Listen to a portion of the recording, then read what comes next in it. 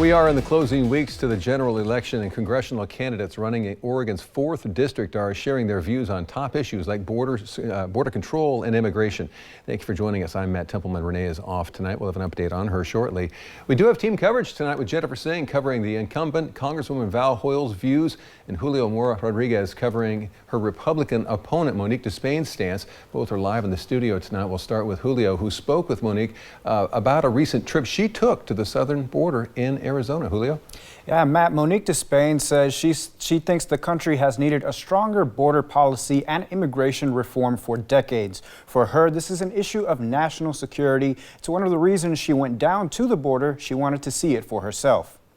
DeSpain says she has specific concerns about fentanyl coming into the U.S. across the border and making its way into Oregon. According to her, officials down in Arizona told her 51% of all fentanyl heading into the U.S. came across the U.S.-Mexico border in Arizona.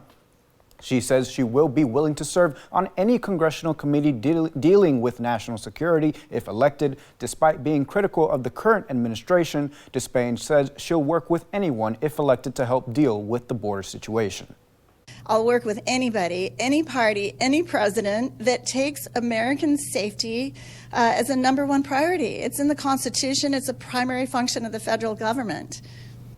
DeSpain stated her willingness to introduce bills to achieve this priority. She also says she would have voted in favor of bills including H.R. 2 Secure the Border Act of 2023 if she were in Congress. The bill would allow for, among other things, continued construction of a wall along the American-Mexican border. DeSpain told me she does not plan to head back down to the southern border again before the end of the elections. Reporting live in studio, Julio Mora Rodriguez, KEZI 9 News. All right, Julio, thank you very much. Jennifer, let's turn to you now. You were with what incumbent Representative Val Hoyle had to say about the issue and what she says needs to be done to fix it, right? Yeah, Matt, there's a lot of issues Val Hoyle wants to focus on tackling in her time as state representative if reelected. Job security, housing affordability, education, the climate crisis, to name a few. But today, we're focused on her stance on the border crisis and immigration. When asked what her thoughts are on the southern border crisis, she says it's an issue of national security. Having visited the border before, she cites outdated equipment and technology and a shortage of Border Patrol agents as reasons for the ongoing crisis.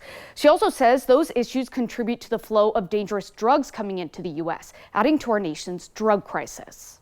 I've had constituents who've lost family members to addiction, whether it's, fentanyl or other drugs. And I think that it is critical and important that we work in a bipartisan way to give the Border Patrol the equipment that they need to stop drug traffickers who, again, by and large, are legally coming across the border because the cartels have the latest equipment and our Border Patrol is working with equipment that's 9 and 10 years old.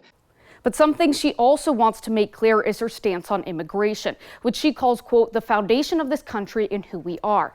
She says the immigration conversation has become so polarized that many people who identify as immigrants or have immigrant family members are now facing widespread discrimination. As she pushes to change this narrative, she says if reelected, she will continue to commit to any bipartisan legislation, immigration reform, and border control efforts that focus on bringing financial and security investments to the Border Patrol and to the agents. And when asked if she plans on visiting the border again in the future, she says absolutely. Live in the studio, Jennifer Singh, KEZI 9 News.